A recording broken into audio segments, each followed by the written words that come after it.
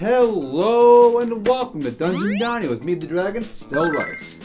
Well, this one looks a bit different, doesn't it, folks? Before we begin talking about food and cooking, I want to give you all a personal update. As of late, I've been a pretty busy dragon. I moved house, helped my sister move house across 2 states, been looking for new work, and other personal life stuff. So, this is my new place, and it's going to be the first time we film in my new kitchen. I have been wanting to make a new video for a while now, and I couldn't decide on one dish to make. But after some thought, I finally came to a consensus. I'm gonna make you all the very first thing I ever made in this household for my new roommates. We're making Vietnamese pork adobo, or Thịt Kho. Personally, this is one of my favorite Vietnamese dishes. It is delicious and it's unintimidating. And with that in mind, folks, let me demonstrate it for you. Let's get to cooking.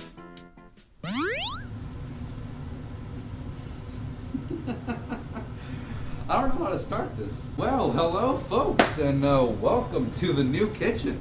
A benefit of this kitchen is, well, as you can see, the space, as well as a gas stove. But folks, I don't want to linger on that. Let's get to the food. Cooking pork adobo requires a little bit of prep, which I've already done. To start with, I took 1 onion, I peeled it, and diced it. Now, some folks might rightfully ask, do you use 1 small onion or 1 large onion? My personal answer to that question is, use what you got. You have a small onion? Hey, that works out fine. Or shoot, if you want to, use 2. Personally, I prefer to use 1 large onion. Now, typically when I make this recipe, I don't measure anything. I eyeball the whole thing. But this measured variant, I have made it before, I've written it down, and it works a-okay. And for the purposes of this video, I used 1 small onion. And my next bit of prep, I minced 6 cloves of garlic. I know plenty of folks know this, but if you have a knife like this, take your garlic and press it down and crush it. If you do so, peeling the garlic becomes way freaking easier. After that, I minced it up real good. And here we have our onions and our garlic. Additionally, for our prep, I took 4 eggs and boiled them. After 8 minutes, I put them in an ice water bath and peeled them. Now, typically for a batch, I would use about 6 eggs, but I don't want to waste. I'm just gonna say, these will come in handy later, so for now, put them right here. Well, you folks are gonna see me do the last bit of prep right now. We're gonna blanch this pork belly. Hey there folks, this is VoiceOver Stale. I want to give a quick heads up. I forgot to mention while recording that the meat I'm using is pork belly. In particular, it's from Walmart. It is a for burnt ends pork belly. It comes in strips. It was £1.50, which is perfect for this recipe. But what I did was I took it and I sliced the strips into cubes, which is what you're typically supposed to do for pork adobo. So, yep, that's what we're using, and that's that. I have right here a boiling pot of water. Now, the purpose of blanching this is to get all the scum out, all the icky, irony taste and all that.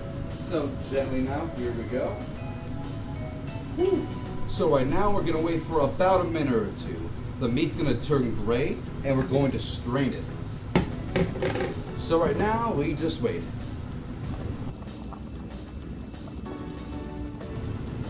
Taking that pot and straining it. And like I said before, the meat is now gray. Now trust me when I say we're going to infuse this with flavor. Now to start with, we take some oil to cook. In particular, this is leftover veggie oil infused with garlic.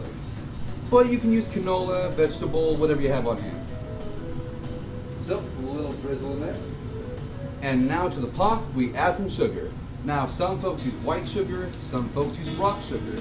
But I have a different option. I have brown sugar, which for me tastes closest to rock sugar. And right here, we have a packed 1/4 cup. So let's add that. Okay, for now. Now for our onions and our garlic.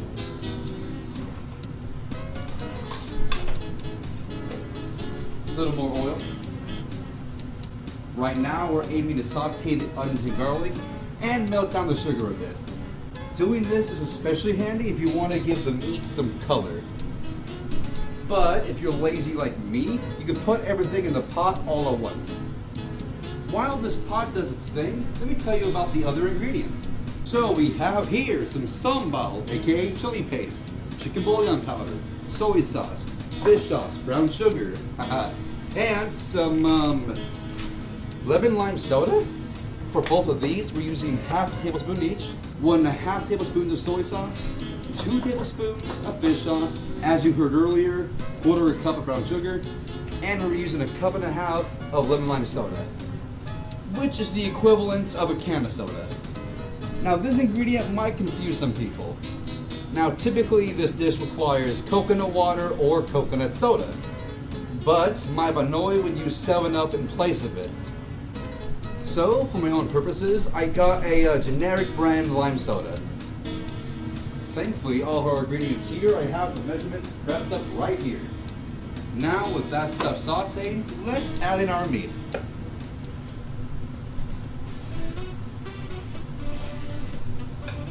Give that a rinse, clean as you go, and give this a really good mix. Not to mention all of our other ingredients. For me, most importantly, the fish sauce, the soy sauce, the bouillon, and the chili. That already smells great. Now I'm gonna let it sit a little bit, toss it around some. Now, after letting that concoction sit and toss around a bit, we're going to add some liquid. But I'm impatient and don't care that much. So, actually now it's about time to add our lemon lime soda. And now I'm going to add some water to submerge the meat. Bearing in mind, we're braising this meat. A lot of this liquid's going to evaporate. And by the end of cooking, you're going to want that. We're turning everything, aside from the meat, into a delicious glaze. And in the last 5 to 10 minutes of cooking, these eggs are going to go back in that pot. Now, sorry to say folks, this is the one part of the recipe that I'm eyeballing here. But if you want specific instruction, you want enough water to submerge that meat.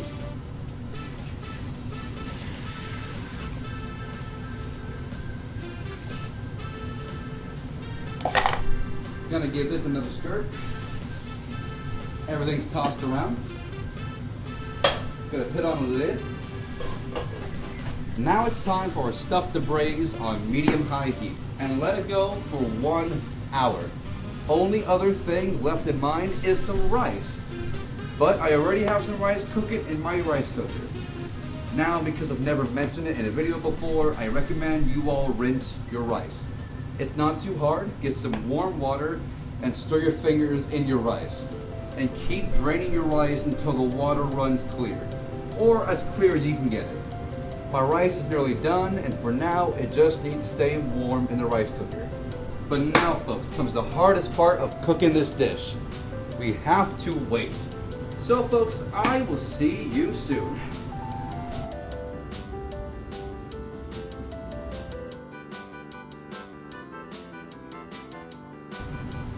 Alright folks, as you can see we have 7 minutes left on the clock.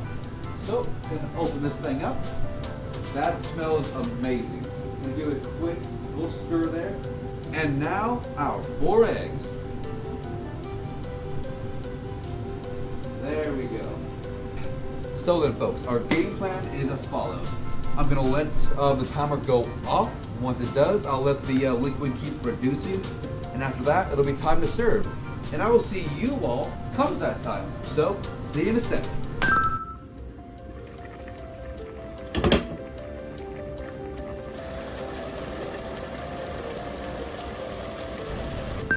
Alright folks, I think we are about done.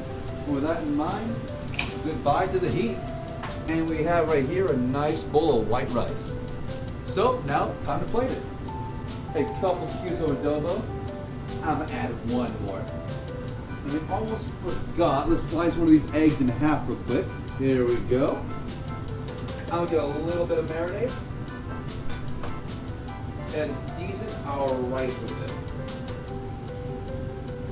There we freaking go. This stuff is divine. And on the side, I have a few chives right here. Add some chives to that. Now, it's not the prettiest bowl in the world, but look at that. This is delicious. We have right here our Vietnamese pork adobo.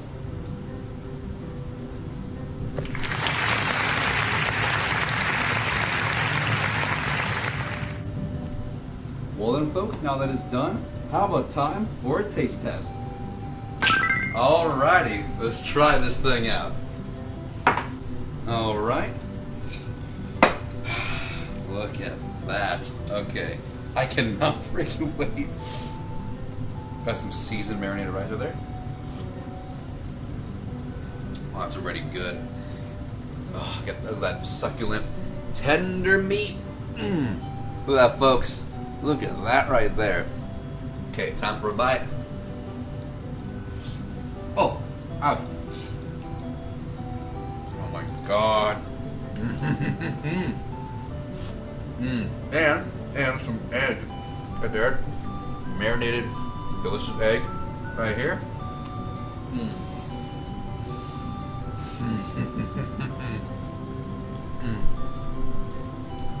Now that right there, folks, is one of my favorite Vietnamese dishes. As you can see, it's very easy to assemble. It just takes some time. And even then, not too much time. You just have to wait for your rice and for your meat to cook and marinate and such. But otherwise, this is a lovely dish. It is a crowd pleaser. And it's the very reason why this was the first dish I made in my new home.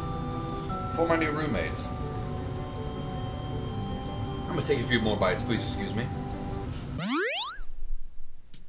Well then, there we have it. See, wasn't that easy? Vietnamese food, if you never made it at home, might seem intimidating, but see how easy that was to make.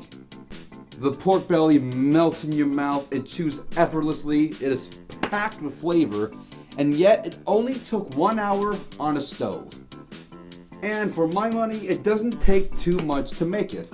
The only non-American staple amongst the ingredients would be the fish sauce, and even then, it is not too hard to find these days. There is also a Filipino version of pork adobo, and it is also delicious, and to be fair, I think more well known than Thịt Kho. And the best thing about this dish to me, and it's gonna sound cheesy, I know, it brings people together. For me, it is always a showstopper. If I want my friends to feel cozy and welcome in my household, I just make them some pork adobo sometimes. So, what better dish to be the first one I make in this new place? And at the end of the day, I hope it was helpful for you folks at home. And in any case, thank you very much for watching, and I'll see you next time in my dungeon.